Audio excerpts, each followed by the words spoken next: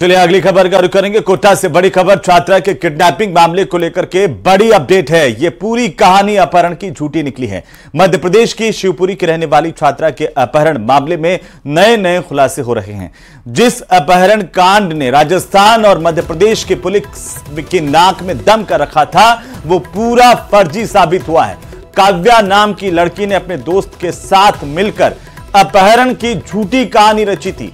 फिरौती के तौर पर पिता से 30 लाख रुपए मांगे थे, उसे विदेश जाना था। इस तरह की कहानी अब सामने आई है और यह भी पता था कि पिता ने हाल ही में 54 लाख रुपए में जमीन बेची है, यानी उसे रुपए मिल सकते थे, लेकिन वो इस फिरौती की रकम लेकर विदेश भाग पाती। इससे पहले ही पुलिस ने साजिश का खुलासा कर दिया। काव्या ने पिता से झूठ बोला था कि वो कोटा में कोचिंग क्लास कर रही है, जबकि वो इंदौर में हर्षित नाम के युवक के साथ लिव इन में रह रही थी और इसी के साथ मिलकर काव्या ने झूठे अपहरण की साजिश रची है। तो चलिए अब हम आपको दिखाते हैं एक रिपोर्ट की क्या है आखिरकार ये पूरा मामला और कैसे इस साजिश का पर्दाफाश हुआ है।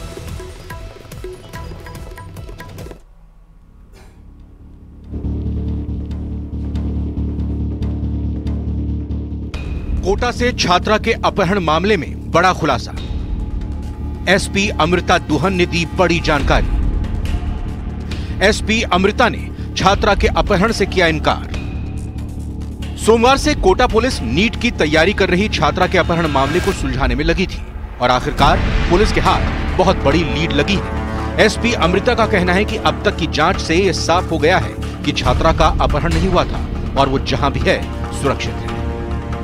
हमने अनुसंधान किया है, उसमें यही अपडेट मिली है हमें।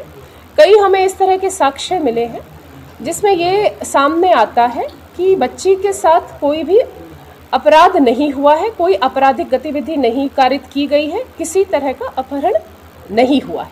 ये एक तरह से अभी तक हमारे सामने जितने भी साक्ष्य हैं उससे झूठी प्रतीत होती है। पुलिस की जांच में यह बात सामने आई है कि अगस्त महीने में छात्रा अपनी माता के साथ कोटा में एडमिशन के लिए आई थी।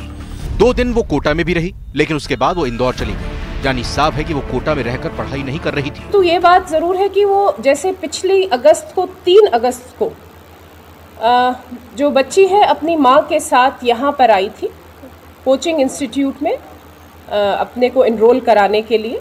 माताजी उसकी वापस शिवपुरी उसी दिन चली गई थी और वहाँ यहीं पर एक जो हॉस्टल है वहां पर वो रुकी।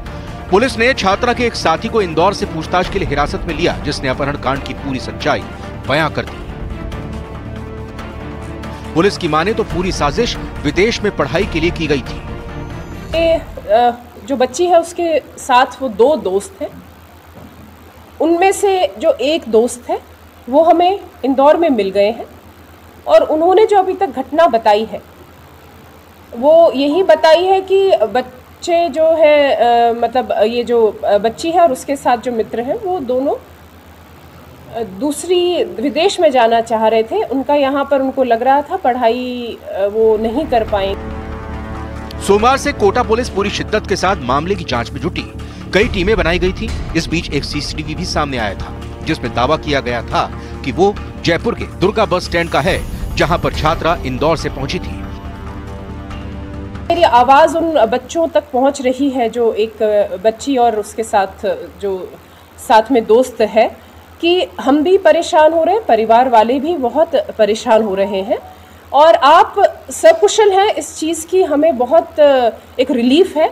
आप जहां पर भी हैं आप प्लीज़ हमें कांटेक्ट करें। पुलिस छात्रा से घर लौटने की अपील कर रही है। वहीं दूसरी तरफ छात्रा और उसके दोस्त की जानकारी देने वाले को 20,000 रुपए इनाम देने का ऐलान पहले ही किया जा चुका है। लेकिन ये घटना उन सभी माता पिता के लिए एक सबक है जो बच्चों की बातों पर आंख बंद करके यकीन करते हैं। कोटा से न्यूज़ 18 राजस्थान के लिए ओम प्रकाश मारू की रिपोर्ट। तो अब खबर पाकिस्तान के ग्वादर पोर्ट से और खबर है कि वहां पर बलूचिस्तान के विद्रोही गुट के लड़ाकों ने बहुत बड़ा हमला किया है। रिपोर्ट देखिए।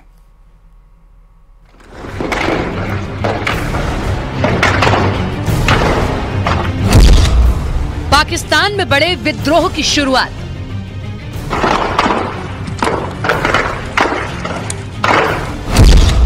पाकिस्तान के ग्वादर पोर्ट पर बड़ा हमला।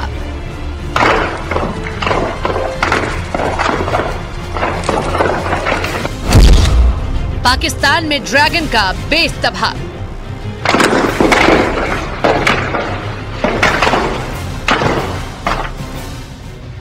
पाकिस्तान के ग्वादर पोर्ट पर हथियारों से लैस लड़ाकों ने बड़ा हमला कर दिया। ग्वादर पोर्ट को घेरकर लड़ाकों ने जबरदस्त गोलीबारी और बम धमाके किए। लड़ाकों ने इतनी ज्यादा गोलियां बरसाई कि पूरा इलाका दहल गया।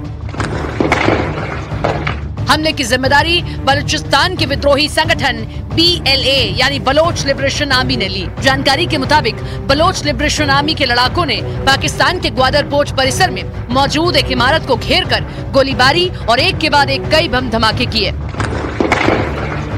वहीं दावा किया गया कि BLA के इस हमले ने पाकिस्तान से लेकर चीन तक खलबली मचा दी, क्योंकि पाकिस्तान मीडिया के मुताबिक जिस इमारत पर हमला हुआ उसमें चीन के उन इंजीनियर्स के भी दफ्तर हैं जो चीन पाकिस्तान इकोनॉमिक कॉरिडोर प्रोजेक्ट में काम कर रहे हैं।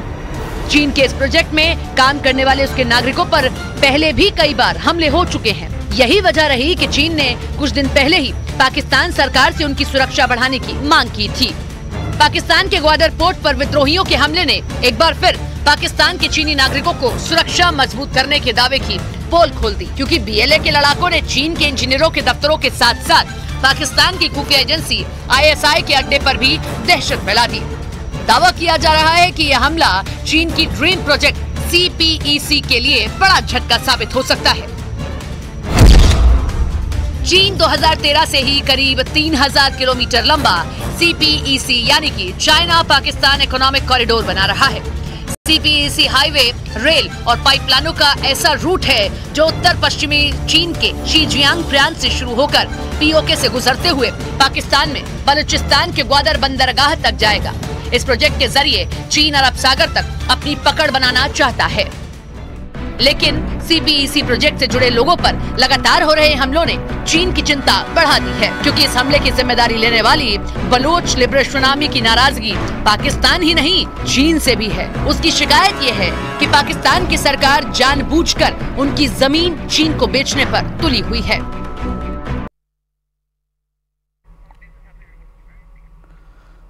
तो चलिए अब आपको बता दें कि आखिरकार कांग्रेस पार्टी का दामन थामने वाले नेता कौन कौन से हैं, इसे लेकर के बड़ी जानकारी सामने आ रही है। और ये तस्वीरें देखिए, नरेश मीणा जो पूर्व छात्र संघ के अध्यक्ष रहे हैं, महासचिव रहे हैं राजस्थान विश्वविद्यालय में, उन्होंने भी कांग्रेस पार्टी ज्वाइन कर ली है। प्रहलाद गुंजल ने कांग्रेस पार्टी ज्वाइन की है। न्यूज 18 ने सबसे पहले 3 दिन पहले ही ये बता दिया था कि प्रहलाद गुंजल जो है अब वे कांग्रेस का दामन थाम सकते हैं। और इसी बीच PCC से ये जो तस्वीरें हैं, आप सबका स्वागत है। मैं एक-एक करके प्रहलाद गुंजल जी का हमारे दोनों जिला अध्यक्ष तो प्रदेश कांग्रेस कमेटी के दफ्तर में प्रहलाद गुंजल के साथ ही नरेश मीणा और अन्य नेताओं ने बीजेपी से कांग्रेस का दामन थाम लिया है। बहरहाल इस बुलेटिन में इतना ही। आप देखते रहिए न्यूज़ 18 राजस्थान। नमस्कार।